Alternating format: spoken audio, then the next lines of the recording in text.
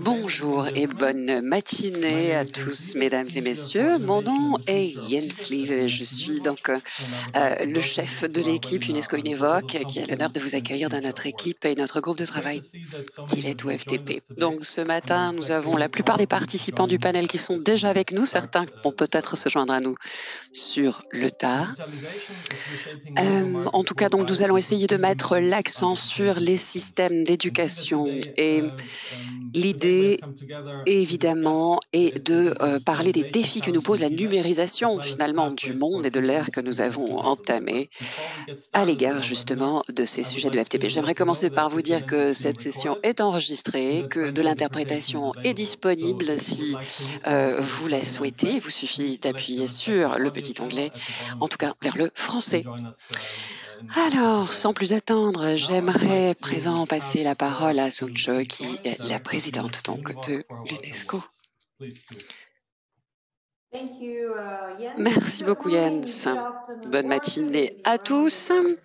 J'ai l'honneur de vous accueillir donc à ce séminaire qui est le premier d'une série de 3 en fait que nous avons décidé de consacrer justement à cette gageure ou cette question de la numérisation finalement de l'EFTP et qui sont consacrés essentiellement aux professeurs donc qui se spécialisent dans ce secteur-là dans 5 pays différents.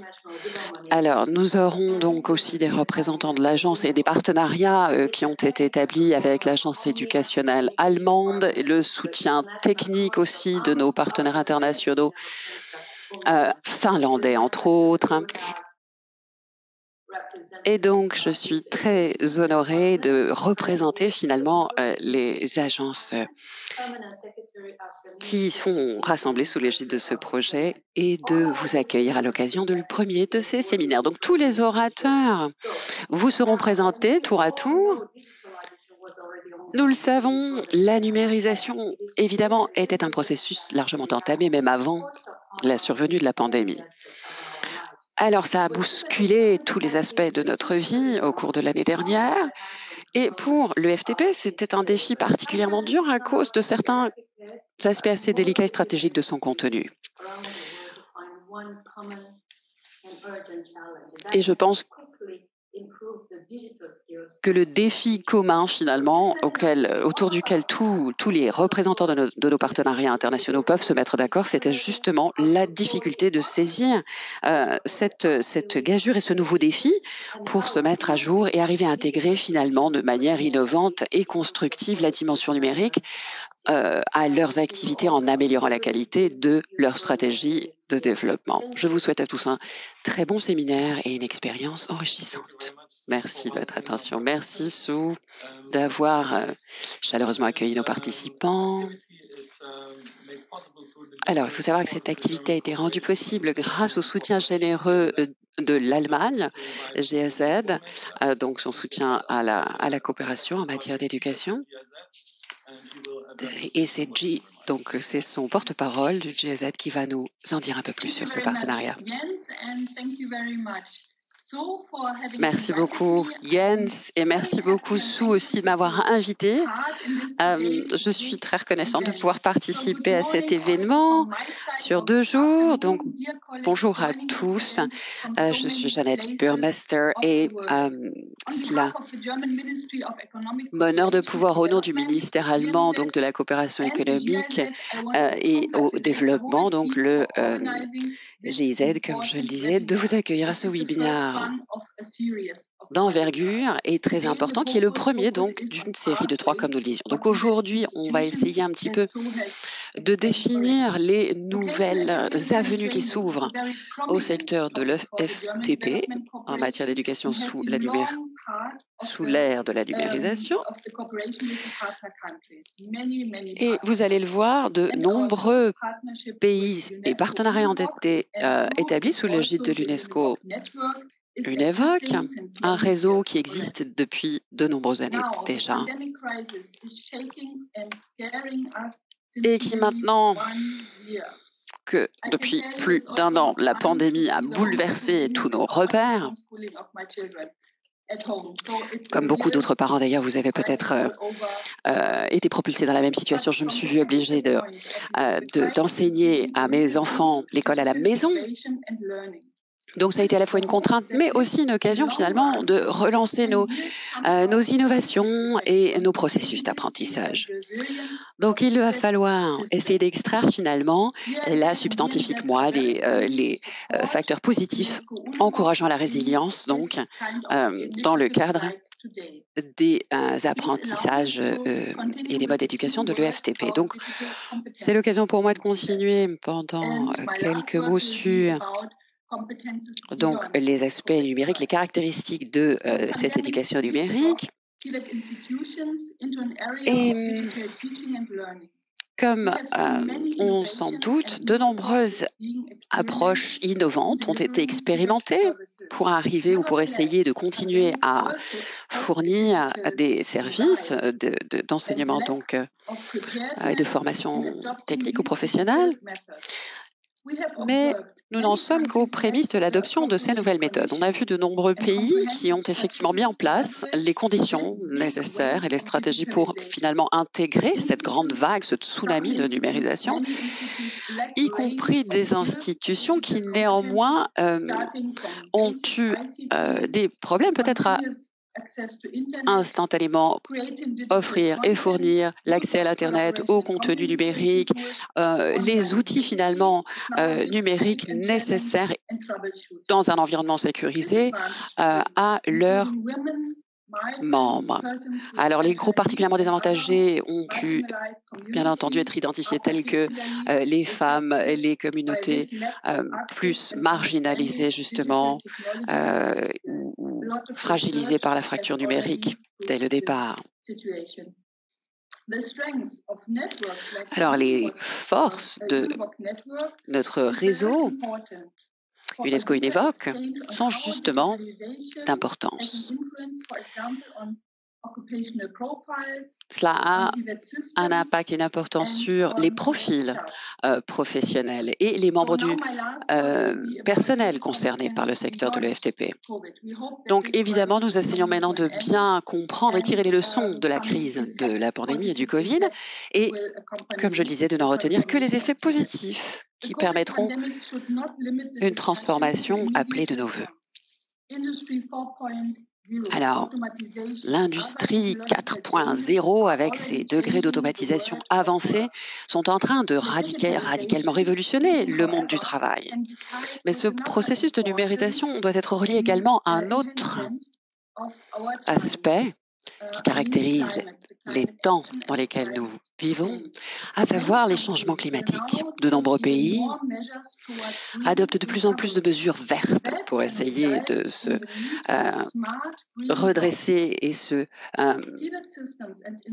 développer ou se forger des profils professionnels certes smart, intelligents, numérisés, mais surtout décarbonés ou verts. Donc, il me tarde d'écouter nombre de vos pratiques intéressantes et de discuter finalement de ces nouvelles approches et stratégies auxquelles vous aurez tous songé au cours de ce webinaire. Il ne me reste plus qu'à vous souhaiter et nous souhaiter à tous un jour plein d'inspiration et de fructueux échanges. Merci beaucoup.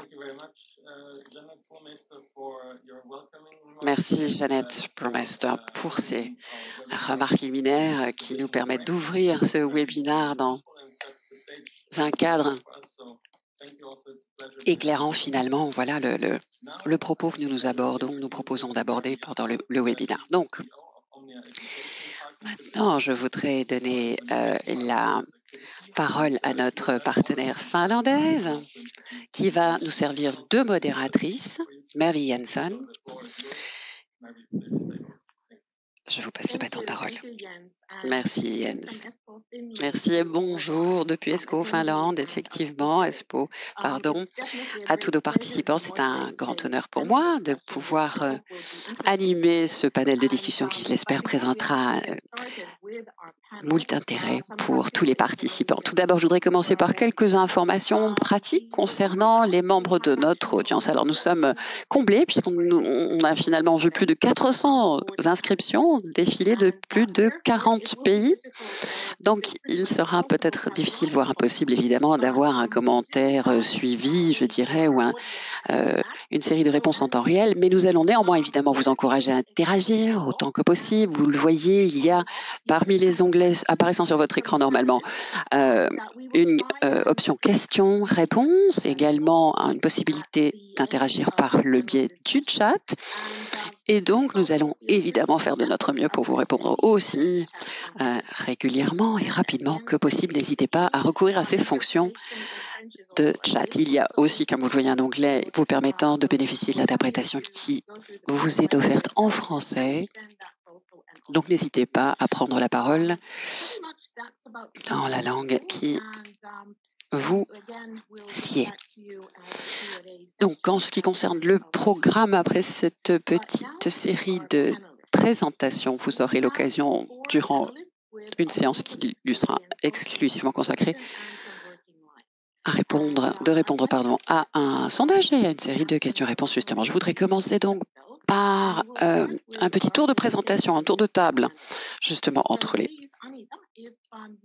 participants à ce panel. On va commencer, si tu le veux bien, Anita, avec toi. Merci beaucoup, Mervi. Effectivement, c'est un honneur et un privilège pour moi aussi de pouvoir participer à ce séminaire. Et je suis très heureuse de voir qu'il y a plus de 200 personnes en live, en effet, parmi les 400 inscrits qui semblent avoir répondu à l'appel. Donc moi, je travaille au ministère de l'Éducation et de la Culture. Ça fait déjà plus de 30 ans.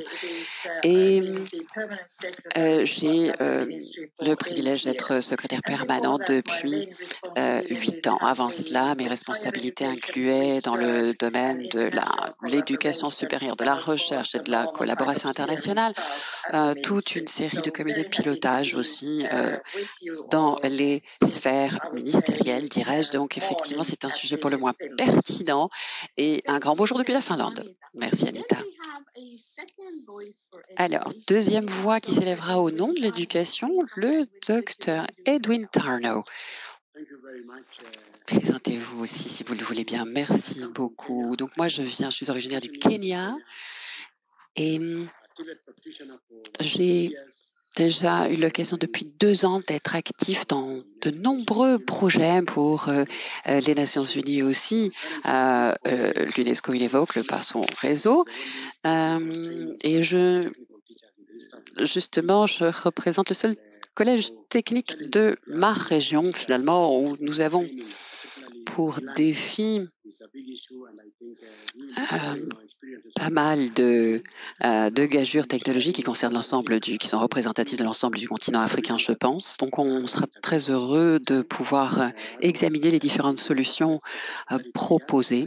Autrement, de manière générale, été actif dans le secteur de l'EPFC depuis 2 ans et voilà. Merci. Alors, 2 représentants du secteur plus professionnel que peut-être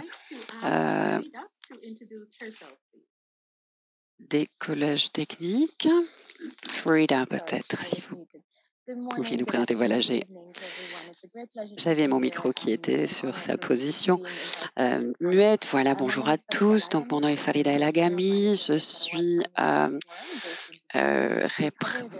suis en charge du forum La Famille Alaoui basé à Dubaï et on étudie finalement où nous aidons les sociétés et les entreprises familiales à se développer. Je suis par ailleurs avocate de formation, donc c'est évidemment un grand plaisir pour moi de participer à ce webinaire, même si je représente peut-être un point de vue un peu plus néophyte en la matière, mais j'ai quand même une expérience intéressante dans la mesure où j'ai grandi en Suède, où la formation professionnelle fait partie, je dirais, de l'ADN quand même des structures et des institutions. Donc pour moi, ça a toujours fait partie intégrante différentes de la vie, je dirais, et de la société.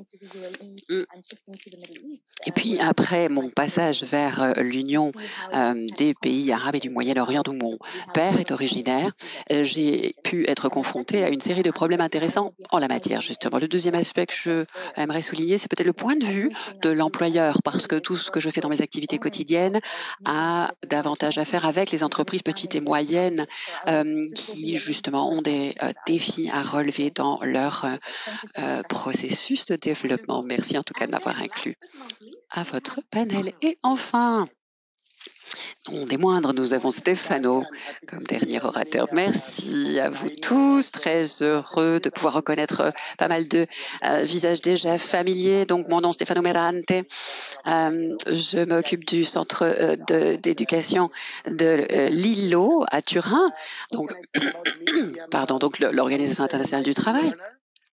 Qui est basée à Turin. Donc, je suis évidemment autant moi-même un éternel étudiant qui continue à essayer de se former toute sa vie durant, et aussi, c'est un petit peu ma spécialité. Donc, je m'occupe plus particulièrement de l'aspect de la transformation justement numérique pour l'OIT.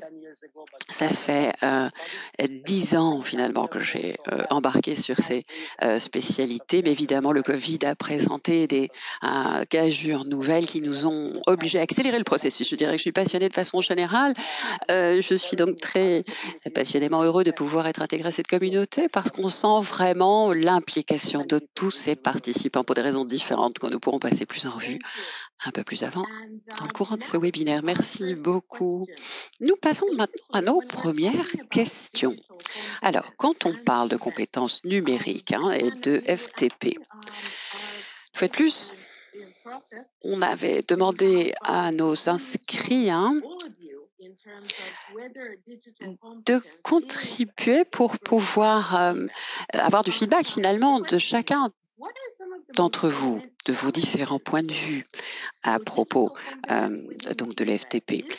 Et on a essayé d'en voir le ou les points communs. Alors, de façon générale, on va commencer par une question suffisamment large. Est-ce que c'est plutôt vu, selon vous, comme un défi, une opportunité, une contrainte? Donc, je pense que Stefano pourrait être le premier, peut-être, à tenter de répondre à cette question. Merci beaucoup, Murphy. Je veux bien me jeter à l'eau. En effet, si j'avais la réponse exacte à cette question, je serais sans doute plus riche que ce que je suis au jour d'aujourd'hui, mais je vais tout de même essayer de vous donner quelques éléments de réponse. Alors, tout d'abord, je voudrais quand même que ceci reste aussi interactif que possible. Donc, n'oubliez pas que vous avez toujours le lien là dans les barres de menu qui vous permettent de commenter ou de participer. N'hésitez pas à continuer à fouiner un petit peu dans ce lien parce que je voudrais pouvoir me faire l'écho de vos suggestions et de vos éléments de réponse aussi. Alors, d'abord, je vais essayer de vous partager l'écran avec une série de concepts que je pense être d'intérêt par rapport à cette problématique. De ce que j'ai pu voir au cours, surtout de l'année dernière qui vient de s'écouler, je pense que, donc, si l'on voit, on essaie de voir les choses du point de vue des formateurs du secteur FTP, il y a eu beaucoup de facteurs exogènes qui étaient plutôt liés à l'écosystème finalement des centres offrant les formations de FTP qui étaient impactés directement par cette révolution numérique. Alors il y avait bien sûr la crise économique et sanitaire qui n'a pas pu manquer d'impacter leurs décisions. Alors, nous avons reçu peut-être moins d'informations du marché du travail que d'habitude. Pourquoi? Parce qu'il y a au moins deux choses qu'on peut voir apparaître clairement dans le marché du travail. D'un côté, tout d'abord, il y a des professions et des profils qui changent, c'est évident, à la vitesse V', mais aussi des modèles, des modèles professionnels en fait, qui ont dû évoluer. Même le café du coin de la rue a dû commencer à vendre son cappuccino en recourant à des plateformes numériques. Donc, cette transformation de modèle, business model, a dû éclore de manière vraiment inattendument rapide. Donc ça, c'est l'une des caractéristiques marquantes de cette année dans beaucoup de pays. Pourtant, c'est ce qu'on a pu voir dans le cadre des partenariats et des études réalisées par l'OIT. Le cadre numérique fait parfois défaut en matière de connectivité, en matière d'outils numériques, d'outils numériques. Et donc, ceci est un défi évidemment à la fois pour les fournisseurs d'Internet et pour les acteurs. Il a fallu réagir et mettre en place une forme d'équilibre dynamique extrêmement réactif par rapport aux politiques et aux réglementations externes changeantes, pour le moins volatiles, comme on a pu le voir au cours de cette année. C'était évidemment un défi pour certains, mais aussi une opportunité pour ceux qui ont pu sauter dans la brèche numérique. Ça les a évidemment propulsés à l'échelle mondiale. De simples cafés du coin, ils avaient l'occasion finalement de vendre leur cappuccino en ligne, à l'autre bout du monde, si bon leur semblait. Donc, avec chacun finalement confiné assis à la maison devant son écran, le marché, le monde devenait au sens propre et littéral un village pour chacun. Donc on pouvait choisir de se fournir tant auprès de fournisseurs indiens que brésiliens ou locaux. Donc ça, c'est un des phénomènes qu'on a pu observer. Mais maintenant, pour revenir au cœur de votre question, je dirais que c'est tout de même donc les principales préoccupations donc des acteurs du secteur de l'EFTP. Je crois qu'il y a différentes dimensions qu'on a pu observer. Bon, tout d'abord, au centre de l'FTP, il y a eu donc les défis ou les gages liés à l'infrastructure et à sa modernisation. Mais le principal frein, de façon non surprenante, c'était plutôt l'attitude des formateurs et des enseignants par rapport à cette révolution technique. La technique avait beau suivre, il fallait l'accueillir et s'adapter. Les modalités de formation, évidemment, ont dû s'adapter aussi. Les programmes d'apprentissage ont dû s'adapter et se sont tous posés des questions existentielles par rapport à ces programmes bien souvent hybrides ou offrant des options au minimum dual. Et ce qui a peut-être pu nous frapper, c'est évidemment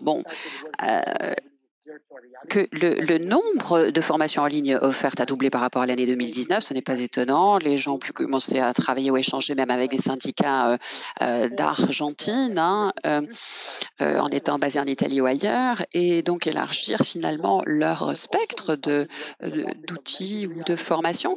Nous avons commencé à travailler avec la réalité augmentée, avec des solutions en ligne. Et donc, ces défis posés par la technologie apportaient leurs propres avantages. Le revers de la médaille était clairement présent dès le départ, mais il nous faut bien tenir compte du fait que cette e-revolution, cette révolution électronique, a pour grande partie, évidemment, besoin d'être suivi par des attitudes clés dans les membres du personnel, que ce soit des managers ou des enseignants. Nous en reparlons sûrement pendant ce webinaire, mais donc je pense que c'est finalement la réactivité de nos formateurs, la réactivité et les étudiants sont-ils également suffisamment réceptifs à ces changements? L'autre aspect peut-être que doivent se poser indubitablement les formateurs du secteur EFTP.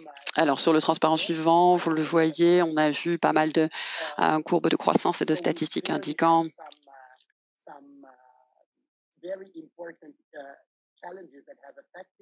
les défis très importants qui nous ont impactés, donc la crise socio-économique et sanitaire, comme je le disais, en tout premier lieu, mais aussi en matière de compétences d'infrastructures numériques, on en a parlé. Et j'espère m'en être tenu à mon temps de parole de 6 minutes. Voilà, je vais donc en rester là en guise d'introduction. Merci Stéphano. Effectivement, je pense que vous avez pu mettre en lumière, je dirais, les défis principaux à l'échelle mondiale par rapport à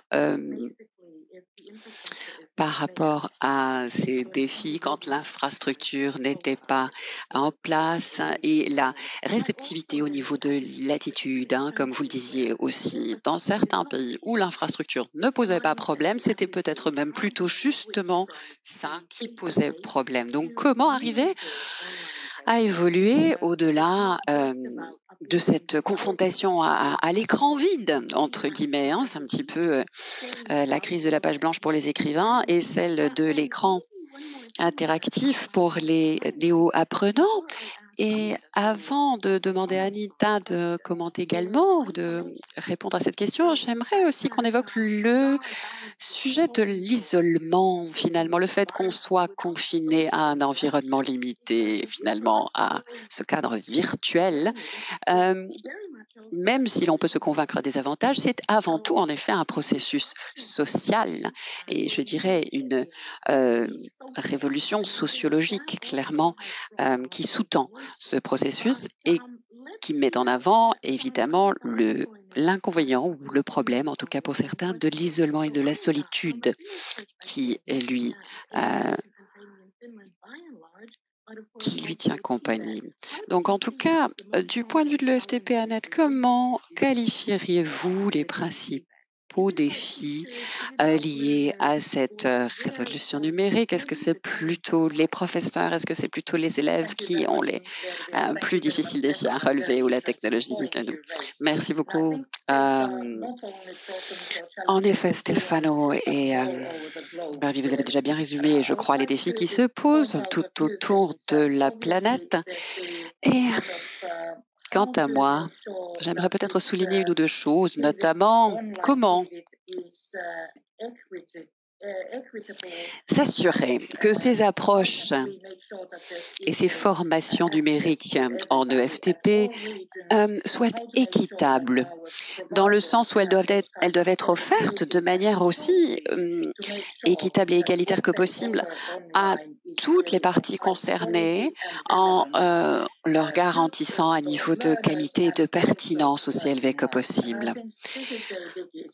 Et en s'assurant que cela les propulse finalement dans une réalité professionnelle bien concrète, malgré cette dimension virtuelle. Nous sommes tous encore en mode de crise, je dirais. Donc, on est là en train de jongler avec des solutions qui sont à la fois énormes, mais qui en même temps nous tombent dessus de manière tellement rapide qu'on n'a pas vraiment eu le recul nécessaire pour se positionner dans une perspective de planification à long terme, de décider ou d'arbitrer entre les différentes plateformes existantes et de les mettre en regard des besoins pédagogiques que nous connaissons. Donc cette crise du Covid n'est qu'une première, probablement la première d'une longue série, je dirais, étant donné les secousses que la planète risque de traverser à l'avenir. Donc il vaut mieux se préparer. C'est la raison pour laquelle l'aspect déterminant souligné par Stefano déjà, je crois, est celui de l'attitude. Sommes-nous suffisamment préparés? Avons-nous développé l'état d'esprit nécessaire pour pouvoir former nos enseignants à être de bons enseignants également dans ce monde virtuel en ligne? Donc évidemment, c'est un défi qui me semble prépondérant, mais il y a également un autre aspect qui caractérise le FTP, c'est-à-dire qu'il rassemble des apprenants et des élèves de domaines et de profils très différents. Donc, évidemment, tant leur capacité que leur état d'esprit risquent d'être extrêmement divers aussi.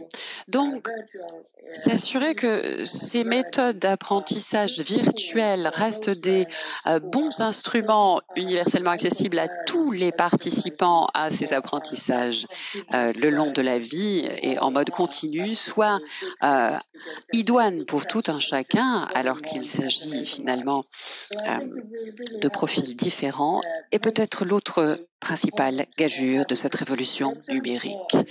Donc, il nous faut arriver à développer des systèmes peut-être plus et des stratégies plus agiles, plus adaptables, flexibles pour offrir des solutions et des réponses à la fois flexibles mais cohérentes, bien sûr, en matière d'éducation en ligne.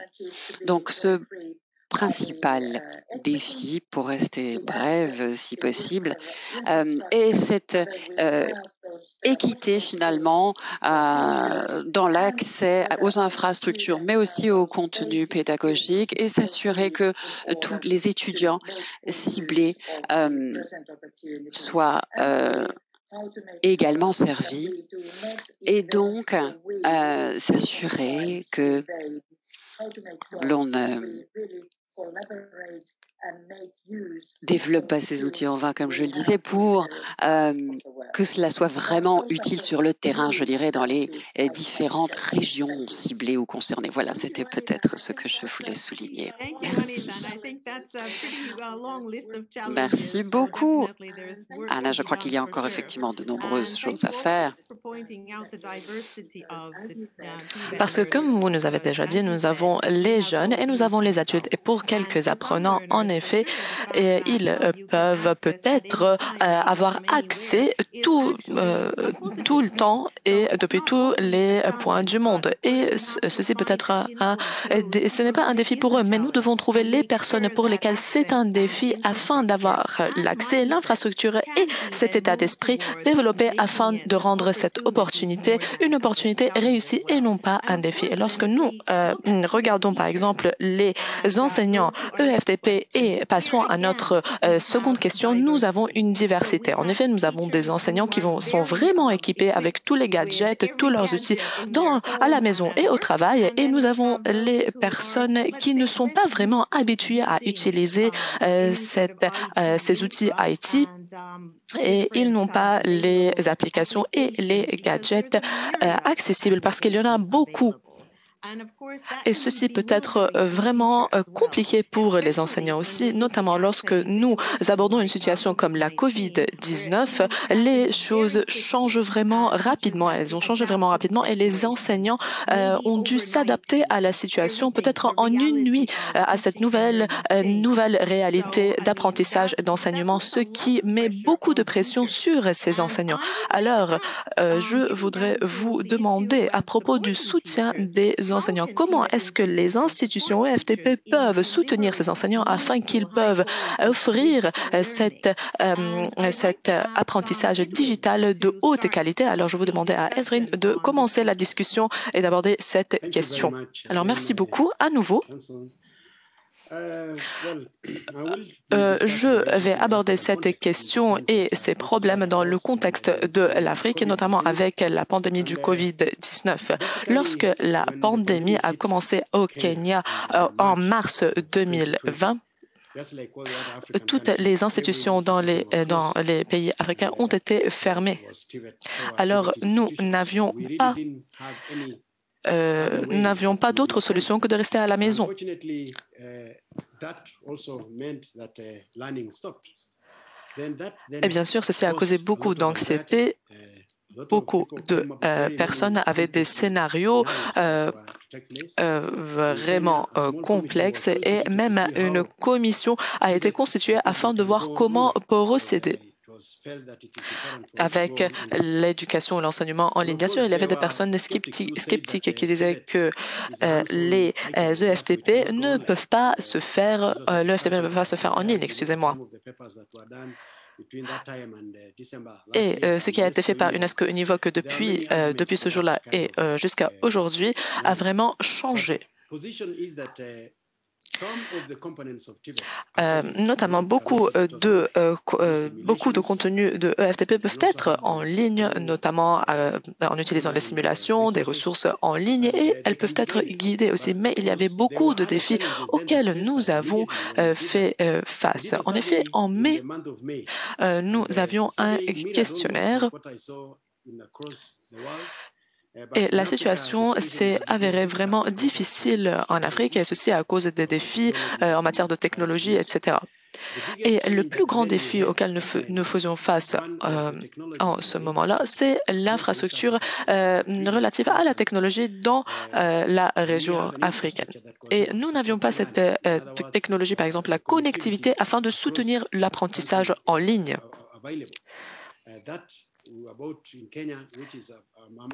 Et par exemple, au Kenya, nous avions une infrastructure un peu plus développée. Les systèmes en ligne, notamment moins de 60% du pays a été couvert par cette technologie et ceci était le plus grand problème. En effet, les étudiants en EFTP sont nombreux. Lorsque vous êtes à la maison, vous allez apprendre. Alors, il était un peu difficile pour nous de faire face à ce problème. Notamment, nous avions les enseignants. En effet, les enseignants n'étaient pas vraiment préparés afin de migrer vers ce système d'enseignement d'apprentissage en ligne. En effet, si l'enseignant ne sait pas comment utiliser ces systèmes, il y a plus de défis, plus de problèmes parce que les apprenants ne peuvent pas bénéficier à 100% de cela. Voilà, c'est la situation à laquelle nous faisions face. Et aussi, il y avait le problème des outils digitaux.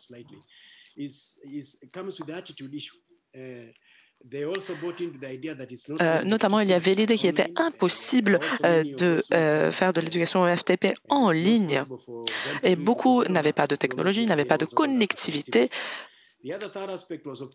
En outre, l'utilisation des outils digitaux par eux-mêmes en Afrique, il n'est pas vraiment commun d'avoir ces outils accessibles à tous.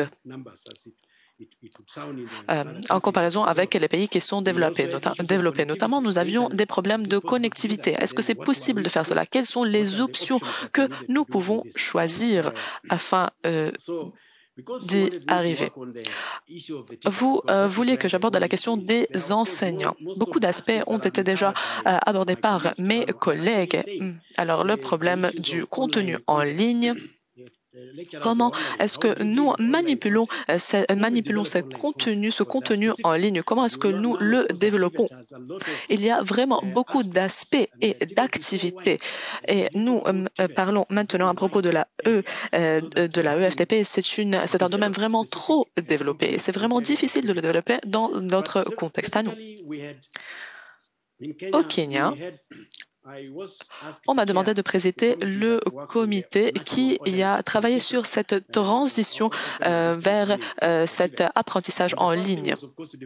Et c'est pour cela que nous avions développé des politiques vraiment rapidement afin d'arriver à cette migration. D'aboutir à cette migration, excusez-moi. Nous avons développé beaucoup de politiques à cet égard afin de s'assurer que les formateurs peuvent avoir certains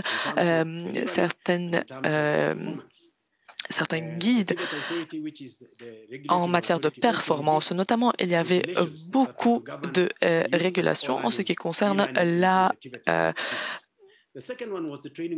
l'utilisation de ceci. En outre, il y avait aussi la formation des formateurs qui a été faite en ligne. C'était un processus vraiment qui n'était pas vraiment rapide, ce n'était pas vraiment interactif parce que nous étions toujours confinés.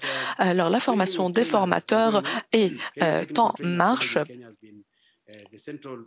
Et il y avait une institution au Kenya centrale qui a complété cette formation en ligne. Et nous pensons que c'est un succès. En ce qui concerne l'attitude, c'est un peu difficile parce que nous ne pouvons pas migrer vers cette éducation. Nous pouvons utiliser la simulation, oui, ceci est possible. On peut aboutir à cela. En outre, un autre aspect, c'est le fait que nous travaillons avec des industries internationales comme Safaricom. Et beaucoup de temps est alloué et beaucoup de développement sont alloués envers les étudiants. Et beaucoup d'étudiants dans le pays en mode FTP sont en train de bénéficier de cela. Et c'est vraiment un succès. Un autre aspect est l'utilisation des programmes. La flexibilité des programmes notamment. La majorité des institutions en Afrique sont en train d'opérer face à face parce que c'est plus facile, parce que c'est moins cher, c'est plus dynamique, c'est plus facile parce que on n'utilise pas beaucoup de technologies à cet égard. Alors bien sûr, les programmes étaient toujours face à face et c'est un autre domaine sur lequel nous travaillons actuellement. Les programmes doivent être adaptés. Et c'est un domaine dans lequel nous travaillons actuellement et dans la semaine à venir, nous allons aussi travailler sur d'autres aspects. Nous allons faire des rapports à l'UNEVOC sur notre activité. Nous avons un comité qui travaille maintenant sur la transition du système entier, sur le système de gestion de l'apprentissage notamment, alors et toutes les formations et institutions au Kenya. Nous sommes vraiment ravis de travailler avec Google, avec Facebook, parmi tant d'autres. Alors, en ce qui concerne les enseignants, les aspects critiques sont les compétences. Est-ce qu'ils ont confiance en soi?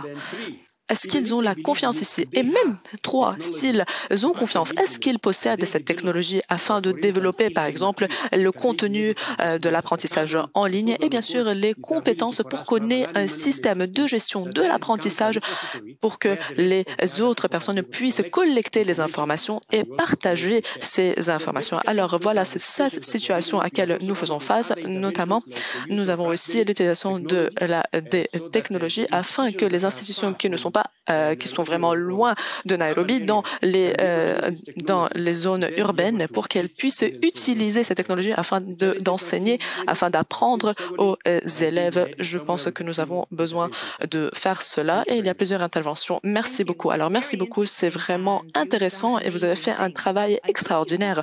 Je pense que vous aviez parlé de quelque chose qui n'a pas encore été abordé, les programmes.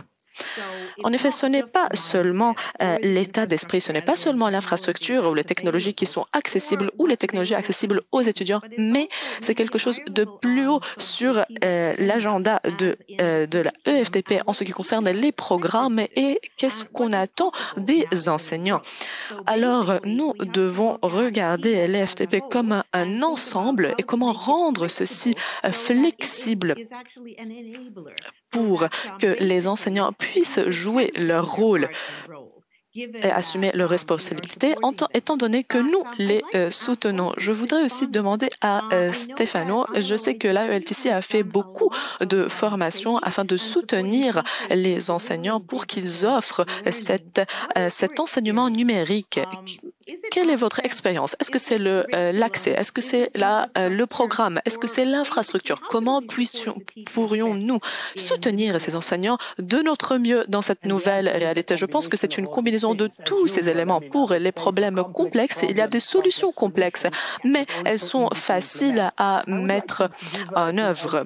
Alors, vous avez, Edwin, parlé d'éléments vraiment importants. Il est vraiment intéressant d'écouter votre expérience. Je pense que la numérisation donne beaucoup de compétences, notamment l'autonomie dans beaucoup de pays du monde. Les enseignants sont en train d'attendre passivement ce programme, ce règlement qui vient des ministères nationaux. Alors, laissez-les travailler, laissez-les être libres. Notre expérience ici est le fait que le travail d'équipe est essentiel.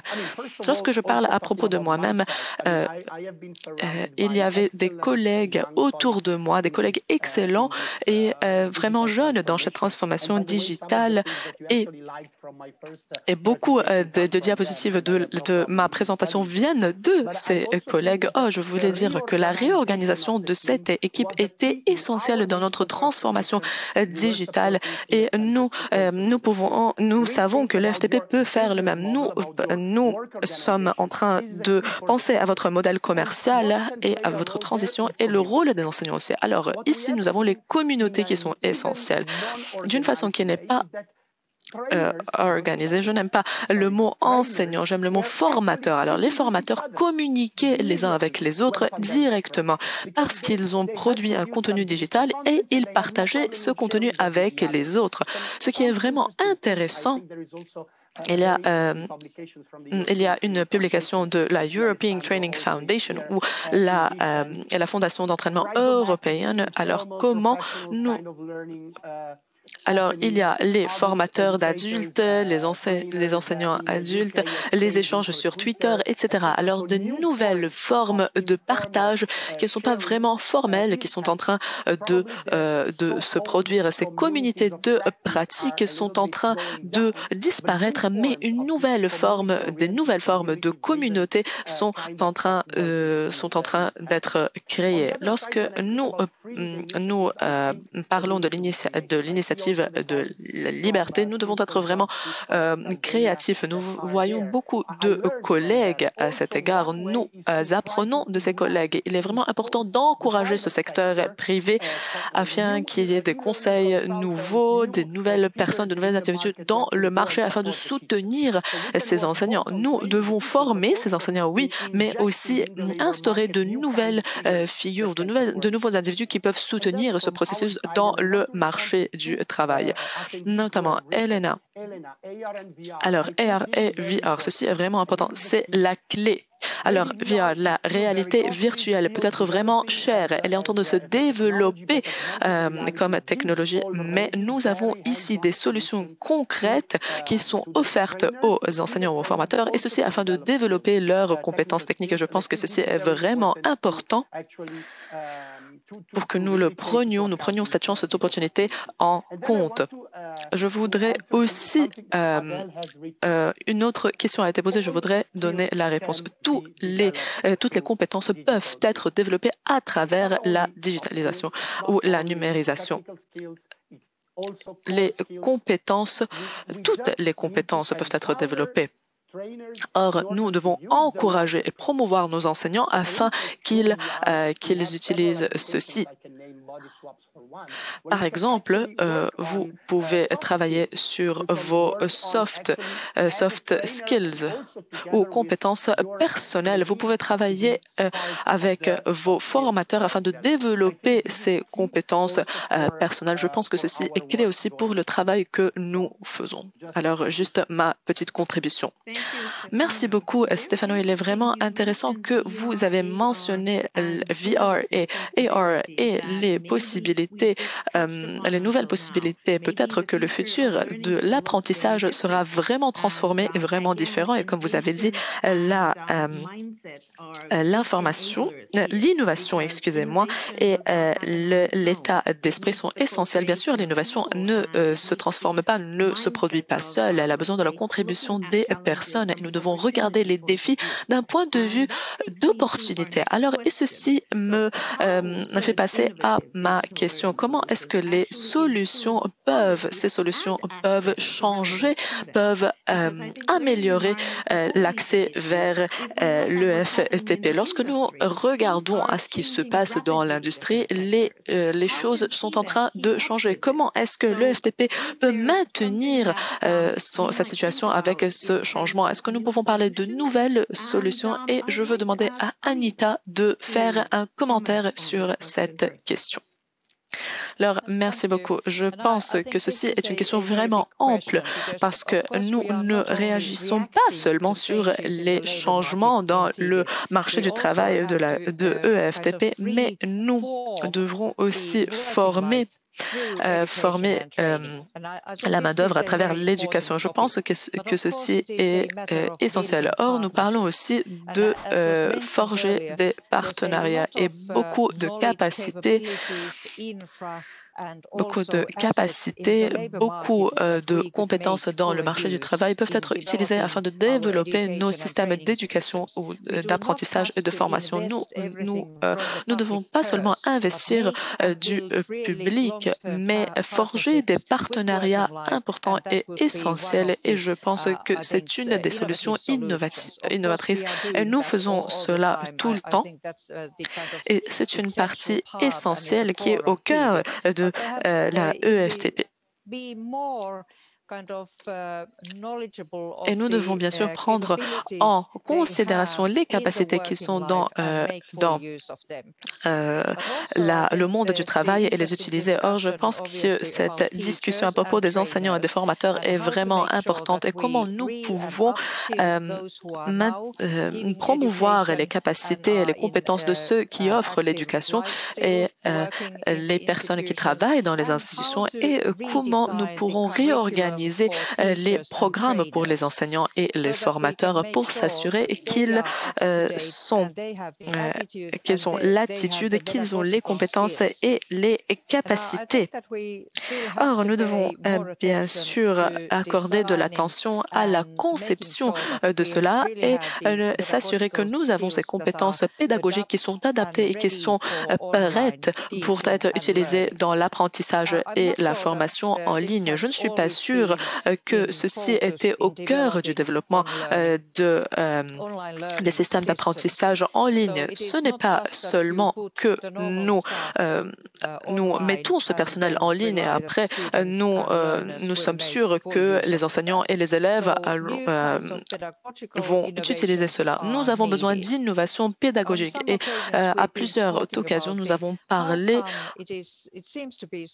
à propos de cela. En effet, l'innovation de l'éducation est vraiment un défi. Et nous reparlons à propos des mêmes choses. Nous réessayons de trouver des solutions pour des défis similaires et ceci n'est pas vraiment facile de transporter cela d'un pays ou d'une institution à l'intérieur d'un pays à un autre ou à une autre institution.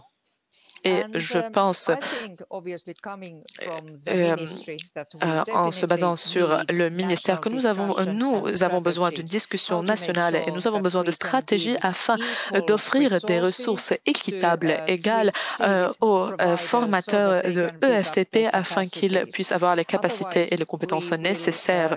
Dans le cas échéant, nous ne pouvons pas s'assurer que cette formation de qualité pour chaque apprenant et élève dans le système, dans tous les pays et toutes les parties du pays est fournie. En Finlande, nous aussi, nous faisons face à ce problème. Nous sommes un pays qui est très grand et notre population est distribuée dans toutes les parties de notre pays et nous devons trouver de nouvelles solutions afin de s'assurer que nous avons accès pour tout le monde dans tous les pays d'une manière équitable. Et bien sûr, c'était le pilier de l'éducation et des politiques de l'éducation en Finlande pour des années. Et bien sûr, nous pensons que nous devons utiliser l'environnement d'apprentissage digital plus amplement et s'assurer que cet environnement est présent, qu'il existe, qu'il est abordable et accessible à tout le monde. Et nous avons besoin aussi de solutions régionales, bien entendu,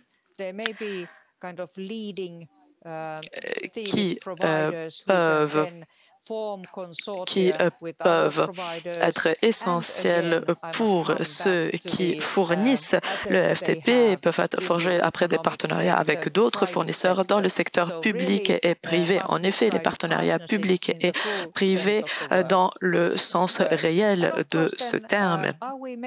Est-ce que nous assurons que nos décisions sont prises basées sur les informations vraiment récentes?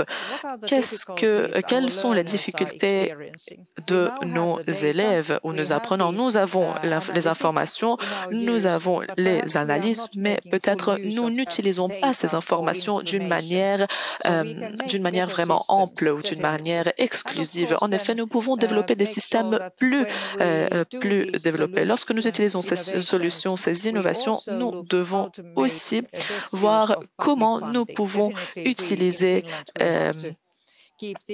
le financement public. En Finlande, nous devons toujours penser à cela. Je pense que le partage du contenu en ligne, avoir ce contexte de l'ouverture des informations, de l'éducation, du partage comme un règlement, nous pourrons peut-être avoir avoir des solutions en arrière-temps. Nous devons aussi planifier, nous devons nous assurer que nous pouvons investir dans l'infrastructure. C'est une question vraiment très grande, très importante et bien sûr, nous devons s'assurer qu'il y ait un accès équitable dans tous les points, dans toutes les parties du pays, dans toutes les régions qui sont vraiment importantes pour le développement de notre travail, de notre vie de travail et s'assurer que nos environnements de travail sont optimisés et peuvent être compétitifs aussi dans le contexte international. Alors, merci beaucoup. Merci beaucoup, Anita. Alors, lorsque nous parlons de la numérisation, c'est vraiment un investissement.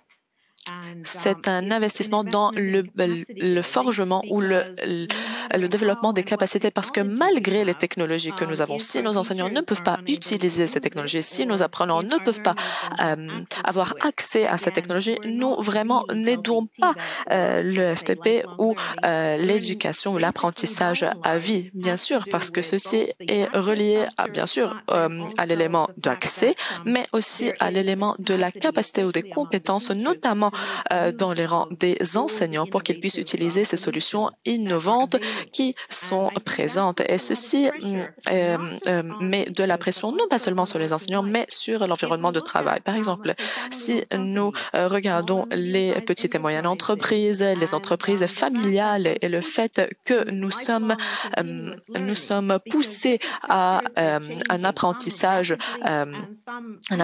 tout au long de la vie parce que beaucoup de choses sont en train de changer d'une manière vraiment astronomique. Et bien sûr, les nouvelles technologies changent, par exemple, avec la robotisation, l'imprinement 3D, la réalité virtuelle, etc. Est-ce que Farida, vous pouvez commenter sur cela? Si nous regardons l'enseignement, non pas seulement du secteur ou du domaine de l'éducation, mais sur le travail, l'environnement du travail, de ce point de vue, est-ce que l'accès et l'innovation, est-ce que ce sont des défis? Comment est-ce que vous voyez ça, notamment avec vos membres? Quelles étaient les discussions que vous avez eues? Merci beaucoup pour ces informations importantes, ces complexités avec lesquelles vous êtes en train de contribuer. Alors moi, je suis vraiment honorée d'être ici avec des experts comme vous et j'essaierai de structurer mes commentaires et de les diviser en deux parties. Par exemple, comme une personne qui travaille avec les petites et moyennes entreprises, mais aussi comme entrepreneuse moi-même. Et maintenant, nous avons commencé une entreprise de production, une petite entreprise de production. Nous l'avons lancée et peut-être que je vais partager une perspective à propos de cela. Alors, je vous donnerai un tout petit peu de contexte sur ce qui s'est passé dans ces organisations, notamment avec la pandémie du COVID-19. Bien sûr, il y a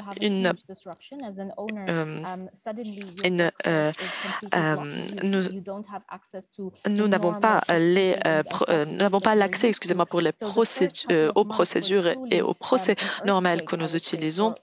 Comme il y avait un petit défi pour nous comme employeurs que nous pouvons continuer à avoir cette capacité de production qui est normale. Alors, il y avait un état d'urgence et de perturbation. Il n'y avait pas de stratégie. Nous n'avons pas pensé à long terme. Nous pensions seulement à nos employés afin qu'ils soient saufs et je pense continuer la production. Alors ça, c'était 3 mois au cœur de la pandémie. Or, après, nous avons vu une transformation, un changement vraiment immense. Alors, vraiment, les entrepreneurs regardent cette perspective d'opportunité. Alors, où est-ce que nous voyons cette transformation? Est-ce que cette transformation sera durable? Et nous voyons que les industries de technologie avaient des opinions vraiment rapides et elles ont dit que ces industries ont dit que non, nous n'irons plus à l'environnement ancien avant 2020. Et je pense que c'était vraiment important pour moi parce que après 4 mois de la pandémie, beaucoup d'industries et d'organisations avec lesquelles je travaille ont commencé à regarder vers stratégie à long terme d'avoir cette force de travail qui ne sera pas sur le terrain. Je pense que ceci a eu un impact vraiment important et je vais parler à propos de cela dans mes commentaires à propos de l'automatisation parce que ceci est en relation avec la question de EFTP dans notre région parce qu'il y aura cette transformation à long terme. Anita, vous avez parlé des partenariats et permettez-moi de vous expliquer ce qui s'est passé à l'intérieur de ces industries. Beaucoup d'organisations qui ont de l'éducation, qui offrent de l'éducation continue ou l'apprentissage continu pour leurs employés. Nous pouvons débattre la qualité, nous pouvons débattre la relativité de cet apprentissage, mais elle existe. Et ceci s'est transformé, ceci a migré en ligne. Et lorsque nous ne parlons pas des petites entreprises, mais des moyennes et grandes entreprises, elles avaient un budget, elles avaient des réserves et elles pouvaient investir dans ces systèmes d'apprentissage. Et il y avait beaucoup de manières innovantes de développer les compétences de leurs employés. Alors, je pense qu'il y a eu cette migration à l'intérieur des organisations en ce qui concerne la transmission de cet apprentissage vers les employés qui sont déjà présents. Mon hypothèse ici est qu'il y a eu de nouveaux réseaux ou points de contact entre la communauté EFTP et les employeurs parce que cette migration en ligne était une sorte de balance et je pense qu'il est important d'explorer ceci. Je pense que lorsque nous prenons en compte une perspective organisationnelle, ça c'est mon commentaire, mais comme entrepreneur, en tant qu'entrepreneur, je sais bien que l'important, c'est de maintenir l'activité en mouvement et en route. Et donc, évidemment, c'est très difficile de faire la distinction entre les choses essentielles, inessentielles, responsables ou irresponsables au profil d'entrepreneur. Mais je crois qu'en tant que bon père de famille, lorsque vous avez investi dans une certaine activité, un projet de vie, une mission de vie et une force de travail aussi, évidemment, ces systèmes en ligne offrent peut-être de nouvelles opportunités d'intégrer des forces de travail, de nouvelles potentialité dans votre force de travail par la suite, mais j'en reparlerai plus tard. Merci beaucoup, Farida. J'aimerais vous parler un petit peu plus de partenariat, parce que vous en avez quand même pas mal parlé entre-temps. Alors, comment envisagez-vous les partenariats, justement, lorsqu'il est question de win-win, c'est-à-dire vraiment de solutions dont chacun ressorte gagnant? Par exemple, lorsque on se penche sur les questions d'éducation à vie, le long de la vie, les employés, on le sait, sont tous maintenant contraints à se réinventer continuellement. Alors, comment voyez-vous ces partenariats entre entreprises ou organisations qui, donc, évoluent et doivent atteindre différents paliers, offrant des solutions qui soient gagnantes pour tout le monde. Alors, avec cet juste équilibre peut-être entre la nouvelle technologie d'une part et, comme vous le dites, la substance vitale des forces vives sur le terrain des membres du personnel. Donc, évidemment, on a le point de vue des entreprises, comme vous le dites, de la branche industrielle avec ce perfectionnement en matière de formation de compétences et le côté virtuelle technologie. Ah oui, comme disait Stefano, je crois qu'à cette vaste question, si j'avais une solution, une réponse toute faite, évidemment, je serais déjà millionnaire. Mais non, sérieusement, la façon dont je vois le monde je conçois le monde en termes de systèmes et de réseaux. Donc, je travaille, comme je le disais, avec une association qui s'occupe et se consacre essentiellement aux sociétés et entreprises familiales, donc qui souvent remontent à 2 ou 3 générations, et qui donc, pour qui l'intégration au tissu socio-environnemental est véritablement congénital, je dirais. C'est ce qui rend d'ailleurs mon travail aussi fascinant. Mais plus précisément, en ce qui concerne le FTP, Malheureusement, je vis dans une région bien précise, donc je ne veux pas vous donner des doublons d'informations ou au contraire des choses qui soient inintéressantes par rapport à votre propos, mais je dirais que je crois que 10 millions d'ici 2030, probablement 10 millions de jeunes formés seront lancés sur le marché du travail. Et si le secteur, donc on sait qu'on a déjà aussi 30% de chômage parmi les jeunes au jour d'aujourd'hui, et nous risquons de devoir ajouter ces 10 millions de forces vives au lot, parce que je ne sais pas si le secteur privé sera en mesure d'absorber cette force de travail en créant suffisamment d'emplois. Donc, bon, par ailleurs, il y a toujours aussi de nouvelles manières de travailler ensemble. Alors, laissez-moi d'abord essayer de passer en revue les défis du point de vue du secteur privé. Donc, je pense que c'est peut-être utile de voir plus en détail un peu la structure de base, l'existant et les défis qui se posent au secteur privé. Donc, le secteur privé, on le sait, dans un état d'esprit d'émulation et de concurrence perpétuelle. Hein. Alors, tout le monde essaye d'obtenir, de devenir le bras droit des mêmes PDG, d'obtenir un peu les mêmes parts de marché, mais finalement, les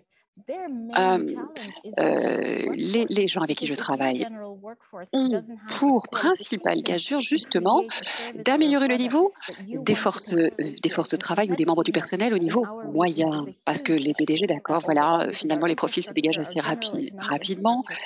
Et donc en tant qu'entreprise, il faut bien se dire qu'on essaye de se créer un petit écosystème, une planète autonome qui vous permette ensuite comme une bulle de vous élever au-delà de votre écosystème et de votre niveau de concurrence moyen afin de vous hisser au niveau de la concurrence internationale. Hein. Donc c'est ça le schéma habituel. Pour y arriver, il vous faut compter sur vos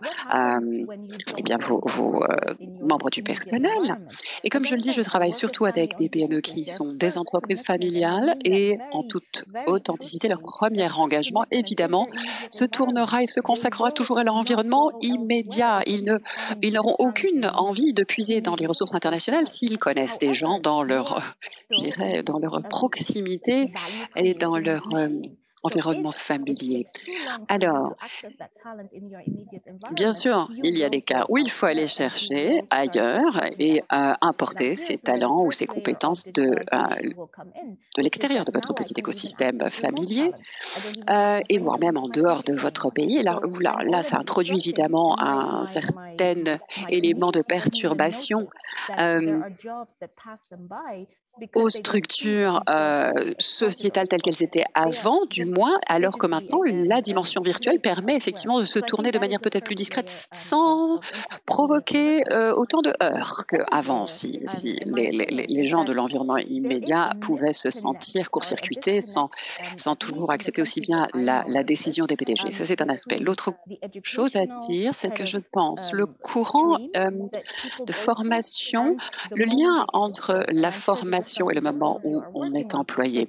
Je suis sûre que c'est quelque chose dont vous êtes conscient. En tant qu'employeur, on sait que ce ruisseau ne coule pas toujours de source et que c'est un problème majeur qui se pose à tout employeur. Finalement, le dialogue est-il vraiment productif et constructif? Ce qu'on doit, je crois, bien conscientiser, c'est que dans le secteur privé, en matière d'employeurs, les gens sont très opportunistes. Finalement, ce sont des opportunistes, ils ne s'en cachent pas. Ils ont un objectif assez clair, transparent et logique. Il s'agit de faire un maximum de retour sur investissement. Donc, si toutefois cette déconnexion entre les institutions qui doivent articuler justement les transitions, les passages entre l'éducation et le travail n'est pas optimisée, il peut y avoir, donc, je dirais qu'il y a une tendance à donner plus aux universités ou à certaines institutions en matière d'argent public. Je crois que ce qui concerne l'éducation, l'apprentissage vocationnel, technique ou professionnel, est un peu négligé encore aujourd'hui. Je pense qu'il faut changer cela pour arriver à changer l'attitude que les gens ensuite auront par rapport à ces transitions. Donc, ces passages, comme on le disait, initiatiques finalement entre le domaine de l'éducation, de la formation et celui de la véritable arène professionnelle. C'est la seule chose qui pourra vraiment changer les résultats sur le terrain du secteur privé, c'est vraiment ça, ce changement d'attitude. Je crois qu'il y a un problème de communication à cet égard. Le troisième élément avant de conclure serait évidemment celui de l'automatisation dont on on a parlé. Déjà, je crois que le Forum mondial économique a prédit qu'environ 40% des activités dans toutes les régions sont susceptibles d'être automatisées. Alors, si on fait 2 plus 2 par rapport au niveau de chômage actuel, aux nouveaux arrivants sur le marché parmi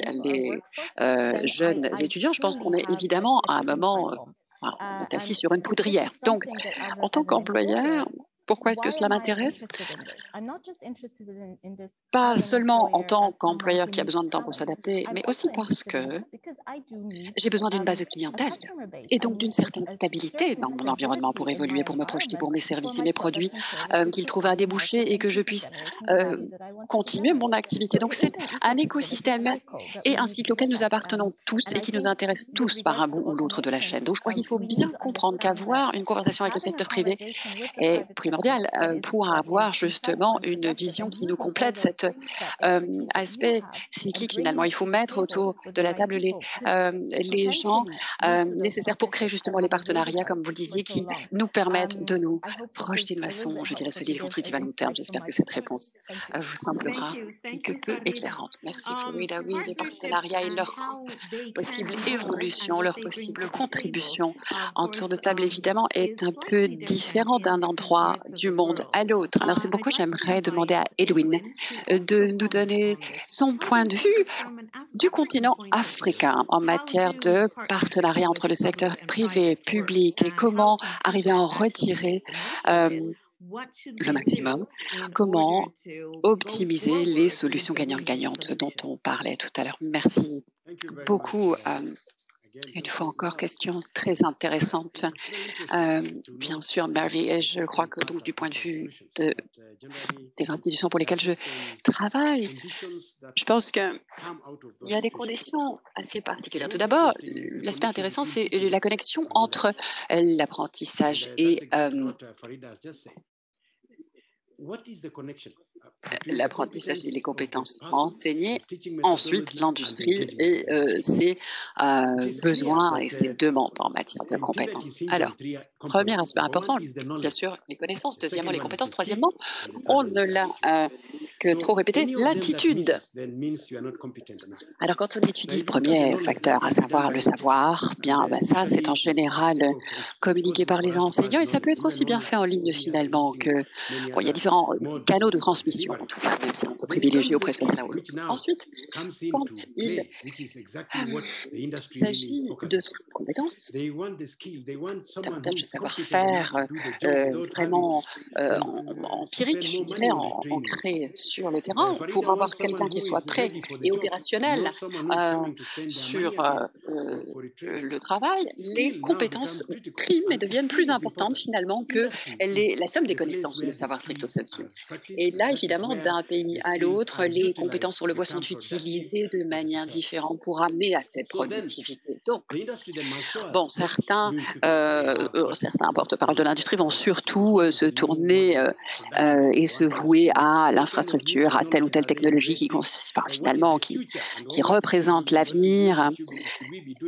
Et qu'est-ce que ça veut dire? Bon, c'est que alors ça nous ramène finalement à la case départ, c'est-à-dire qu'il faut pouvoir se reformer et être sûr d'enseigner la meilleure manière d'utiliser, de recourir à ces technologies. Alors, donc l'industrie doit jouer ce rôle finalement quelque part comme maillon manquant entre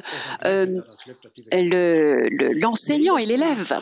C'est-à-dire que c'est là que l'industrie doit se positionner de manière stratégique pour aiguiller les gens dans la bonne direction. Donc, c'est la raison pour laquelle je suis très fière de pouvoir travailler dans cette institution et avec donc de temps en temps mon bleu de travail qui me permet vraiment de mettre les pieds dans le cambouis, je dirais, de savoir de quoi on a besoin. Alors, comment enseigner peut-il travailler de manière pertinente? Je veux dire, comment enseigner les points de vue de l'industrie de façon pertinente peut-il marcher sans ou avec quelles mesures de contrôle politique? Je dirais qu'il y a deux choses à dire. Les travailleurs, à l'avenir, vont effectivement avoir plus d'offres d'emploi en ligne qu'auparavant, grâce ou ensuite à cette situation Covid. Donc voilà, il y aura un nouvel horizon virtuel qui s'offre à eux. Comment est-ce que cela va impacter leur formation? Et garantir que la productivité de l'industrie reste aussi, si pas plus, élevée qu'avant. Quelles sont ces nouvelles compétences, donc, qui leur permettront de s'améliorer avec ce nouvel horizon, cette nouvelle dimension? Le deuxième aspect concerne la formation stricto sensu. Comment peut-on être sûr que ces étudiants, peut-on être sûr finalement, alors qu'ils ne sont accessibles qu'à l'autre bout de l'écran, qu'ils ont vraiment acquis les compétences nécessaires? Ensuite, troisième niveau, comment entraîner et former les formateurs et les enseignants à acquérir ces compétences en ligne et s'assurer qu'elles soient opérationnelles sur le terrain. Donc, et enfin, l'autre aspect, donc, oui, et comment former, alors à contrario, un formateur ou un enseignant à être efficace de manière à ne jamais être recalé par l'industrie finalement. Donc voilà les différents angles ou points de vue à mon sens qu'il faut garder présent à l'esprit. Je crois que c'est une collaboration incessante finalement entre l'industrie, le monde académique, etc. Ça n'a jamais cessé, ça a toujours existé d'un point de vue d'une forme, sous une forme ou une autre. Je crois qu'il y a donc certains pays, c'est vrai, qui privilégient les systèmes à voie duale, comme on peut les dire. Les qualifiés, ça a été le cas dans certains pays européens et en Chine aussi, où l'on parle d'institutions où on a finalement l'intervention directe de l'industrie dans l'école et l'interpénétration entre les systèmes donc scolaires ou académiques et les industries est beaucoup plus clairement établie. Mais il y a d'autres pays, et en Afrique c'est le cas, où c'est moins le cas. Les étudiants sont peut-être trop nombreux par rapport aux places disponibles dans les industries ou dans les branches professionnelles qui les intéressent. Donc, pour augmenter ce taux de covalence ou de correspondance finalement, comment faire? Eh bien, cela rajoute finalement à notre liste de questions à poser au gouvernement. Quelles motivations, quels stimulants, quels incitants pourrait-on développer en matière de politique dans le secteur industriel ou de l'éducation? Le deuxième aspect, je pense qu'il faut étudier, c'est celui qui concerne les formateurs. Comment les envoyer peut-être plus encore avant sur le terrain et de manière à eux-mêmes pouvoir perfectionner et mettre à jour finalement leur formation. Donc, avons-nous suffisamment d'incitants à cela? Le gouvernement distribue-t-il assez d'incitants et de stimulants donc de part et d'autre aux participants et aux acteurs, donc pour s'assurer qu'ils se parlent correctement? L'Allemagne a l'un des meilleurs systèmes vocationnels, d'autres pays pourraient être cités en exemple, la Finlande en fait partie, je crois. Mais nous savons qu'il y a donc des modes de collaboration qui ont été mis au point de longue date, je dirais, de manière quasiment traditionnelle. Et donc, cela reste à émuler certainement dans d'autres pays où il faut développer ces politiques d'incentivation, entre guillemets, d'incitation, pardon, plutôt. Donc, il faut s'assurer que ces nouvelles compétences virtuelles soient vraiment exploitées ou présentées sous forme d'atouts finalement pour l'industrie, l'apprentissage productif et rentable aux yeux de l'industrie et utile aux yeux de l'industrie est la meilleure façon de contrôler finalement l'articulation entre ces différents mondes. Merci beaucoup. Alors,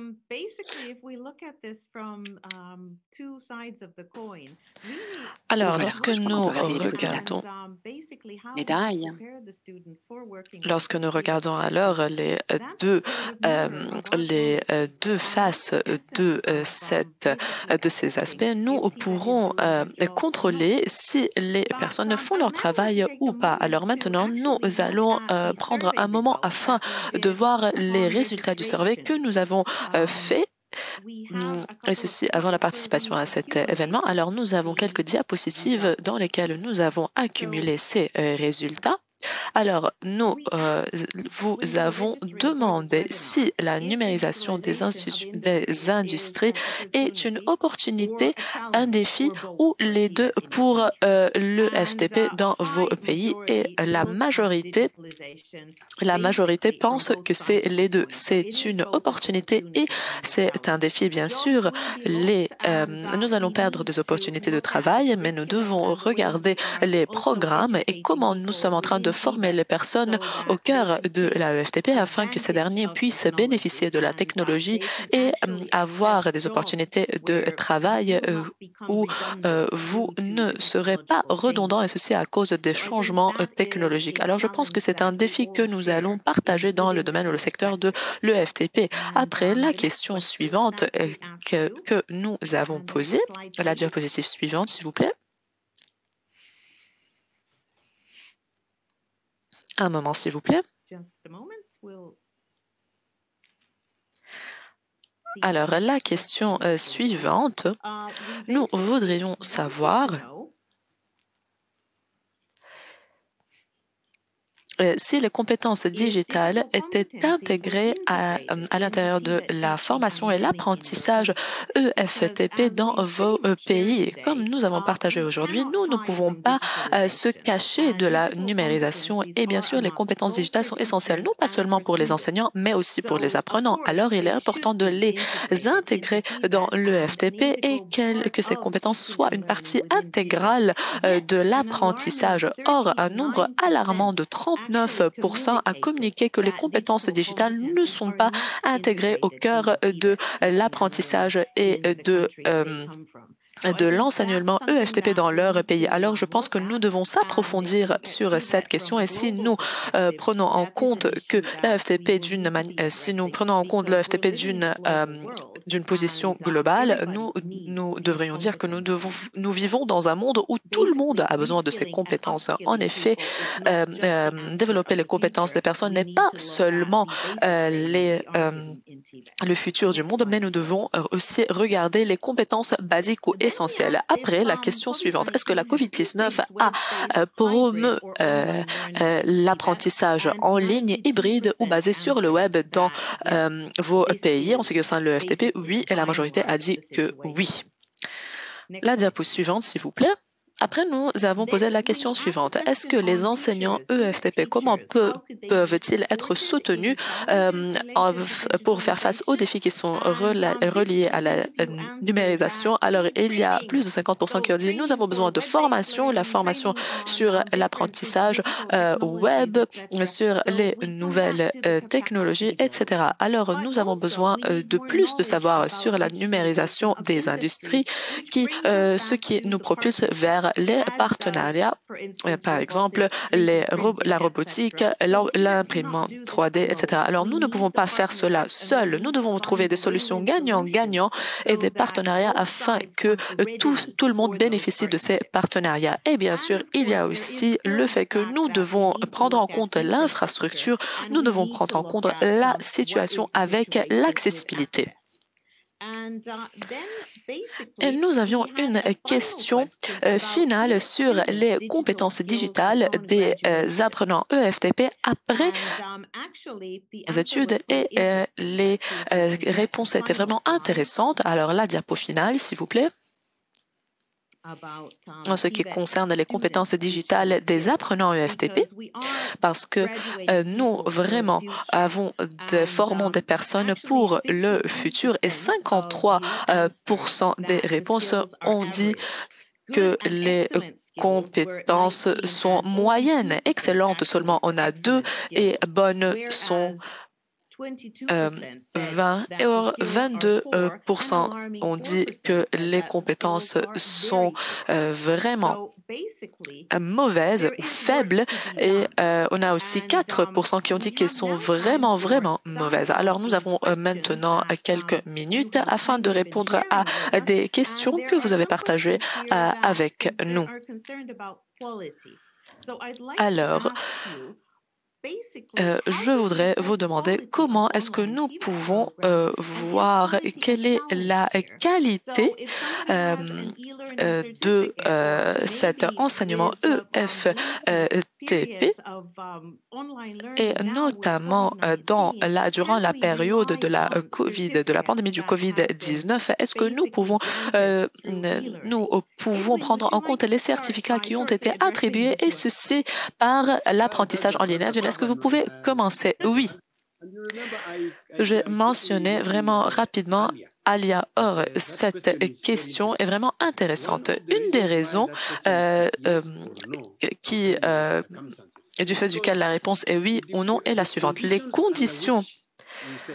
Alors, commençons par la question. Est-ce que le FTP peut être délivré ou offert en ligne? Alors, commençons par cette question. Peut-être que Stefano peut nous donner la réponse. Si la réponse est oui, alors à quel point est-ce que nous pouvons faire cela en ligne? Et nous ne pouvons pas faire cela en ligne. Alors, nous travaillons avec Manifesto en Allemagne qui ont leur technologie qu'ils utilisent afin d'enseigner. Et nous, ici, l'autorité de EFTP aussi au Kenya a développé des règlements pour faire cet apprentissage. Et nous prenons en compte ici la qualité. En effet, la qualité ne peut pas être délivrée à fond. Et notamment, nous prenons en compte les enseignants. Bien sûr, lorsque vous utilisez des solutions digitales ou des outils digitaux afin d'enseigner, l'enseignement doit être formé. Après, nous avons le mode de cet enseignement. Si par exemple nous utilisons des simulations, elles sont meilleures que les diapositives pour la compréhension. Si vous utilisez des simulations de l'industrie qui existent, en effet, il y a des simulations qui peuvent être vues, qui peuvent être utilisées d'une manière interactive. Vous pouvez participer, vous pouvez stopper des machines en ligne pour lancer des machines en ligne, pour répondre à des questions. Ça, ce sont les simulations que vous utilisez. Maintenant, nous devons prendre en compte d'autres organisations qui utilisent ces outils. Et après, au troisième plan, alors les méthodes des examens, par exemple pour avoir des rapports, pour avoir des réactions, alors pour avoir du data qui est correct ou des retours corrects. Dans quelques institutions, il y a des règlements qui sont vraiment stricts en ce qui concerne les examens. Alors, il y a beaucoup d'éléments qui sont utilisés ici et je n'ai pas de réponse définitive, mais je sais que les risques sont vraiment hauts parce que la qualité ne peut être mise en danger, notamment lorsque nous prenons en compte ces organisations diverses et lorsque nous parlons de l'apprentissage ou de l'enseignement en ligne. Et bien sûr, l'apprentissage ou l'enseignement en ligne n'est pas quelque chose de nouveau, mais nous pouvons voir que d'après les statistiques, 98% ont dit que bien sûr, ceci a accéléré avec la pandémie du COVID-19. Alors, ma réponse sera, est-ce que ce problème de qualité peut être adressé et quels sont les autres aspects que nous pouvons utiliser afin de résoudre les problèmes qui compromettent la qualité de cet enseignement. Si, par exemple, nous devrions aller chez Farida pour faire cela. Mais la question qui se pose, le travail de Farida, à quel point est-ce qu'il sera en ligne? Alors, nous avons beaucoup d'éléments à débattre ici. Quelle est la quantité du contenu qui va être en ligne? Il y a bien sûr d'autres aspects, comme vous l'avez déjà mentionné. Les nouvelles technologies nous permettent de travailler plus en ligne. Lorsque nous regardons maintenant les ateliers de formation contemporains, nous utilisons beaucoup de systèmes artificiels et il y a de moins en moins de contacts et nous avons beaucoup d'équipements robotiques, de mécatronique et bien sûr, on peut faire cela à distance dans des régions particulières. Alors, je pense que Stefano doit nous raconter comment ça marche, parce que je ne suis pas... c'est ce que je sais, c'est ma connaissance, et j'ai essayé de vous raconter comment j'ai fait face à ces situations. Alors, oui... posons la question à Stefano pour qu'il fasse ce commentaire. Le futur de l'EFTP, c'est quoi le futur? Qu'est-ce qui va se passer? Qu'en pensez-vous? Merci beaucoup d'avoir migré d'une question qui vaut 1 milliard de dollars vers une question qui vaut 2 milliards de dollars. Alors, j'ai vécu plus de 10 ans en Afrique, alors je sais très bien de quoi parle Erwin. Bien sûr, le futur est actuellement hybride parce que le marché du travail sera hybride. Je veux mettre l'accent, excusez-moi, sur plusieurs défis. Il est vraiment important de prendre cela en compte. Aussi, je veux nous positionner d'une manière historique. Il y a une accélération. Toujours je ris à propos de cela parce que dans 2020, nous disions que le marché du travail migre vraiment rapidement et en 2020, nous avons vu une accélération qui ne peut même pas être comparée avec cette dernière. Alors, bien sûr, les exercices de développement des compétences sont critiques, plus critiques dans le futur parce que ces exercices qui sont basés sur le dialogue social, ils sont basés sur le regroupement du ministère, des institutions FTP, les employés, les employeurs, etc., mais aussi les institutions d'employeurs. Et je pense qu'il est vraiment important de débattre ou de discuter quelles sont les opportunités qui sont offertes par la numérisation. Lorsque je vous dis je suis positif en ce qui concerne l'utilisation de la technologie, parce que ceci n'est pas quelque chose de nouveau. Nous parlons de la simulation. Je vois des personnes ici. Pour combien de décennies est-ce que les pilotes ont été formés, entraînés à travers la simulation? La Mauritanie, par exemple, j'ai vu dans leur académie navale que les pilotes de bateaux, je ne sais pas c'est quoi le mot en anglais qui est correct, comment appeler cela, ont été formés par la simulation. Alors, je vais juste lier cela avec le marché du travail et le marché du travail fini. Excusez-moi, Stéphane, nous n'avons plus le temps. Alors, merci pour tous nos orateurs. Alors maintenant, je vais passer la parole à Jens. Jens, vos paroles finales à cet égard et à l'égard des autres panels à venir. Alors, merci beaucoup, Mary. Merci beaucoup aux participants, à nos panélistes, à nos orateurs qui ont partagé leurs commentaires. Merci de vos questions. C'était vraiment une discussion fructueuse et nous pourrions continuer à discuter pour des heures et des heures. Il n'y aurait pas un moment où nous ne pouvons pas discuter. Alors, ce que nous avons vu durant notre discussion aujourd'hui est le fait que la digitalisation est un défi majeur à plusieurs aspects, mais il y a plusieurs aussi expériences, il y a plusieurs exemples afin de faire face à ces défis. Nous ne devons pas être accablés par cela. Alors, nous avons parlé à propos des innovations, nous avons parlé à propos de la migration des compétences, un grand aspect concernant les attitudes et c'était vraiment très intéressant de voir.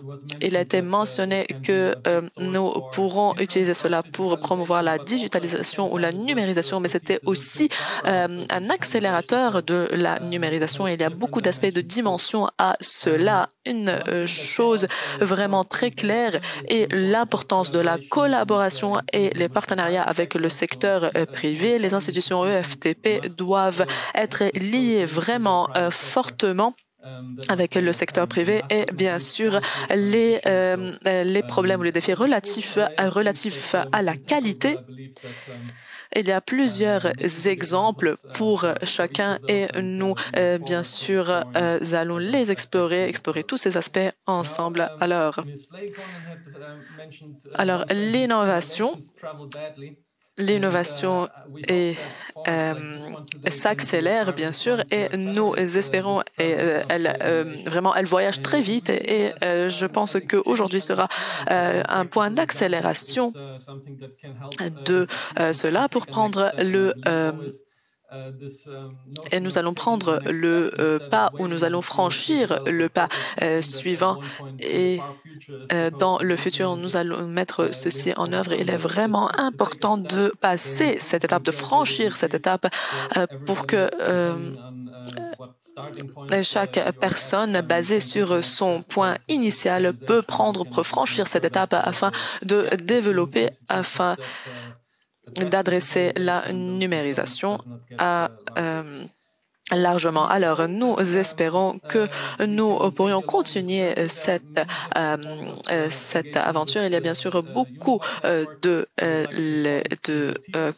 manières de communication, par exemple le forum EFTP, où vous pouvez contacter d'autres institutions et avoir des réponses à vos questions. Nous allons parler à cela dans la chat box et bien sûr, nous allons vous faire part d'événements à venir et d'opportunités pour soutenir l'innovation et le futur de l'EFTP à travers l'UNESCO et l'UNEVOC. Je voudrais aussi vous inviter à nos deux webinaires qui auront lieu le 22 avril sur l'aspect innovatif de l'enseignement et l'apprentissage EFTP. Alors, nous allons adresser les institutions qui y ont fait face aux défis, aux challenges techniques majeurs à cet égard, mais nous devons comprendre qu'il y a aussi des défis sociaux. Alors, le 22 avril, ceci sera une discussion vraiment enrichissante et après, le 20 mai, nous avons aussi un autre webinaire sur comment naviguer le réseau des services et des outils digitaux. Alors, il y en a beaucoup qui sont accessibles et plusieurs institutions EFTP qui font face à ce problème de navigation et comment utiliser ceci. Alors, nous avons discuté à propos de cela. Sur ce, je voudrais vous remercier à nouveau pour votre participation et vous êtes les bienvenus le 22 avril et pour s'enregistrer, vous pouvez le faire avant 2 semaines de l'événement. Alors, merci beaucoup et au revoir.